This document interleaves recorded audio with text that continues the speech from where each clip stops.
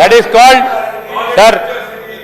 ఈరోజు భవిష్యత్ నగరం ఏ విధంగా ఉండాలి అధ్యక్ష? మీరు అనుకుంటూనే ఉండండి అధ్యక్ష, మీరు అనుకుంటూనే ఉన్నారు. మేము 5గురం అక్కడ కూర్చొని మాట్లాడుతూ ఉంటే, మేము ఆ 3 పార్లమెంట్ సభ్యులు పార్లమెంట్లో మాట్లాడుతూ ఉంటే వీరితో సాధ్యపడుతుందా ఇక్కడ రావటము? మేమే ఇక్కడ ఉంటామని ఆలోచన చేసాం.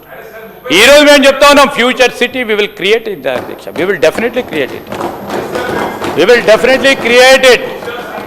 ఒక ఏఐ సిటీ కానీ, హెల్త్ సిటీ కానీ, లైఫ్ సైన్సెస్ సంబంధించి కానీ, ఎలక్ట్రానిక్స్ అడ్వాన్స్ మ్యానుఫ్యాక్చరింగ్ జోనే కానీ, ఈవీ పార్కే కానీ, డేటా సెంటర్లే కానీ, విద్య మరియు సంస్థాగత జోన్లే కానీ, స్పోర్ట్స్ హబ్ కానీ, ఈరోజు ఎంటర్టైన్మెంట్ మిశ్రమ వినియోగం గురించి కానీ, నివాస సదుపాయాలు కానీ, ప్రత్యేక క్లస్టర్గా ఆ ప్రాంతానికి సంబంధించి ఆ ప్రాంతంలో నెలకొల్పడతా ఉన్న గ్రీన్ ఫార్మాకు అనుబంధంగా ఉండే ఈ కార్యాచరణ తీసుకోబోతా ఉన్నాం.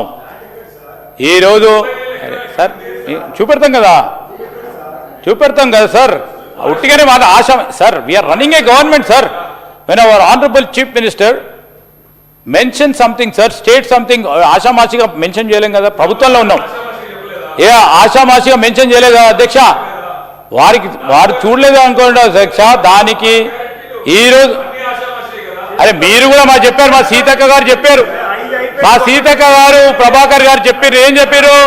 2014లో అధ్యక్ష వీరు ఏ విధంగా ప్రభుత్వంలోకి వచ్చిన అధ్యక్ష? ఇందిరమ్మ ఇల్లు, డబ్బా ఇల్లు, పేదవారికి 2 బెడ్రూమ్ల ఇల్లు కట్టిస్తామని చెప్పి గ్రామీణ ప్రాంతంలో ఏ ఒక్కరికి కూడా ఇల్లు కట్టలేని పరిస్థితిలో 10 సంవత్సరాలు నడిపిన అధ్యక్ష. ఈ రోజు హైదరాబాద్ నగరంలో చెప్పారు అధ్యక్ష, ఈ రోజు బందిరా, కృష్ణ, గోదావరి నది జలాలను తీసుకొచ్చింది ఎవరు అధ్యక్ష? ఒక్క నీటి బొట్టును యాడ్ చేసినా వీళ్ళు 10 సంవత్సరాలుగా నీటి బొట్టును అందిస్తామని ఈ జంట నగరాలకు సంబంధించిన ప్రజలను మోసం చేసి ఈ రోజు మమ్మల్ని అడుగుతున్నారు అధ్యక్ష. మా 6 గ్యారెంటీలను అడుగుతా ఉన్నారా? ఈరోజు 6 గ్యారెంటీలో భాగంగా ప్రధానంగా ఉన్న అన్ని గ్యారెంటీలను పూరించే కార్యాచరణ అమల్లోకి ఉంది అధ్యక్ష. ఇంతకుముందే మా సునీతమ్మకి చెప్పినాం, ఒక ఉదాహరణ చెప్పినాం, టిప్ ఇచ్చినాం. ఓ రోజు బస్సులో ప్రయాణం చేస్తే మరి మా సోదరి మనకి తెలుస్తూ ఉండే 6 గ్యారెంటీలో భాగంగా ఉందా లేదని. అదేవిధంగా పేదవాడు ఇళ్లకు పోయి ఆ రోజు వారు ఎదుర్కొన్న కరెంటు సమస్యల గురించి ఆ రోజు తెలుస్తుండే. మేము వచ్చి ఆ పేదవాడు ఎదుర్కొంటున్న కరెంట్ విషయంలో 200 యూనిట్ల ఫ్రీ కరెంటు ఇచ్చి తెలుసుకుంటే అది తెలుస్తూ ఉంది అధ్యక్ష. ఈరోజు కరెంటు ఛార్జీలు పెంచిన వాళ్ళు కట్టుకోవాలని పరిస్థితిలో ఉంటే మేము ఉన్నాము. 200 యూనిట్ల కరెంటు ఇస్తున్నామని చెప్పినాం.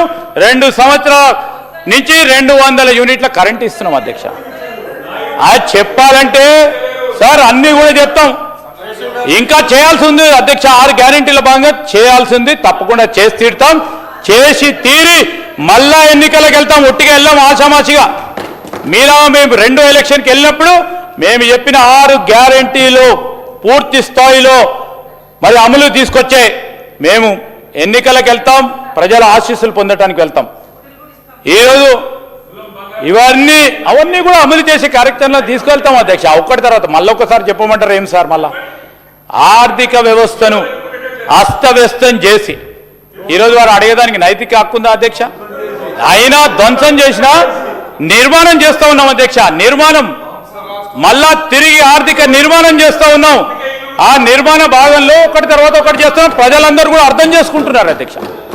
ప్రజలందరూ అర్థం చేసుకుంటున్నారు. ప్రతిపక్షాలు అర్థం చేసుకోకున్నా వారి విఘ్నతకు వదిలిపెడతాం కానీ, వారి ఆలోచన విధానానికి వదిలిపెడతాం కానీ, ఈరోజు మేము పునర్నిర్మాణం నిజంగా జరుగుతుంది అని ప్రజలు ఆలోచన చేస్తుంటే నిర్మాణం జరుగుతలేదు అని ఒక పర్సెప్షన్ తీసుకురావడానికి వారు ప్రయత్నం చేస్తూ ఉన్నారు.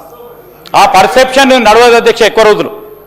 ఈరోజు మేము ఈ ఉపాధి ఆధునిక పట్టణ జీవన కేంద్రాలను సృష్టించడం ద్వారా ఫ్యూచర్ సిటీ హైదరాబాద్ నుండి ఇక్కడ వృద్ధికి సంబంధించి వికేంద్రీకరించి ప్రపంచ పెట్టుబడులను ఆకర్షించాలనే ఉద్దేశం, తెలంగాణను ఒక ఆర్థిక చోదక శక్తిగా ఏర్పాటు చేయాలి అని ముందుకెళ్తా ఉన్నాం అధ్యక్ష.